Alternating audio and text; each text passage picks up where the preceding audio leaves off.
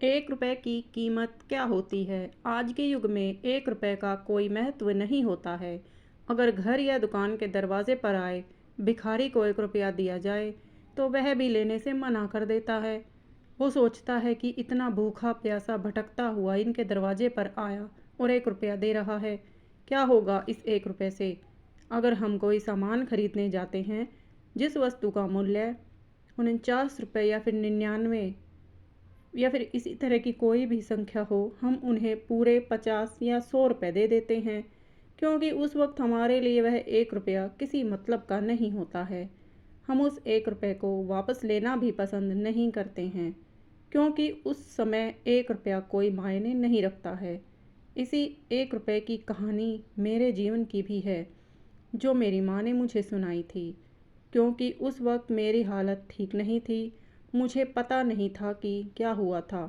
माँ के कहने के बाद पता चला आखिर एक रुपए की क्या कीमत होती है। जब मैं छोटा था, कक्षा 5वीं में पढ़ता था, मेरा स्कूल रास्ते के उस पार था। रोड को क्रॉस करके उस पार जाना पड़ता था। रोज़ की तरह मैं अपने दोस्तों के साथ रास्ते को क्रॉस करने लगे। मेरे सारे दोस्त आगे थे और मैं पीछे था।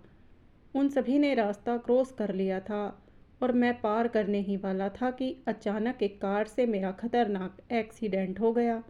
बस यही तक मुझे याद था। उसके बाद क्या हुआ सब मेरी माँ ने मुझे सुनाया। कार से टकराकर मैं रास्ते के उस पार जा गिरा। कार वाला तो रुका ही नहीं। तभी वहीं पास एक दुकान थी। उस दुकानदार ने मेरे घर फ़ोन लगाया। मेरी एक्सीडेंट की बात सुनकर माँ के हाथ पैर सुन्न हो गए। उसने घर के 100 के जितने भी नोट थे सभी अपने पर्स में डालकर तुरंत ऑटो पकड़कर मेरे पास आई। मुझे बहुत ज़्यादा चोट लगी थी, तो मुझे कुछ भी पता नहीं था।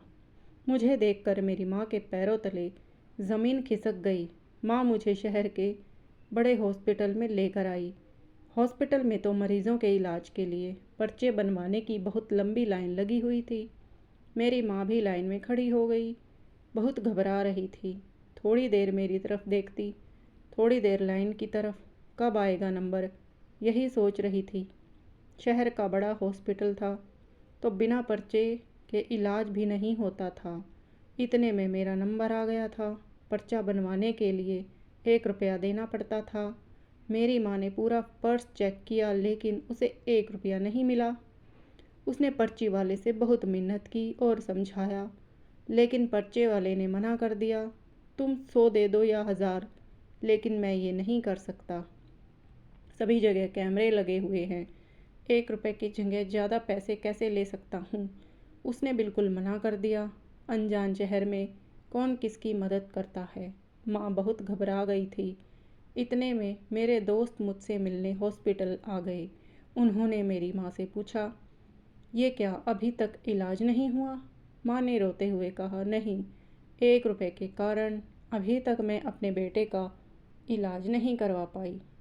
तभी मेरा दोस्त के पास एक रुपया था, तो वह तुरंत पर्चा बनवाने गया। पर्चा बनने के बाद मुझे अंदर ले आए। मेरी माँ ने दोस्तों का धन्यवाद किया। मेरे दोस्त समय पर आ गए और मेरा इलाज सही से हो गया। तब से उस एक रुपये की कीमत मुझे आज तक याद है। वह एक रुपया उस वक्त मेरे लिए मेरी ज़िंदगी था। उस वक्त एक रुपये की जगह 1000 रुपये ने भी काम नहीं किया।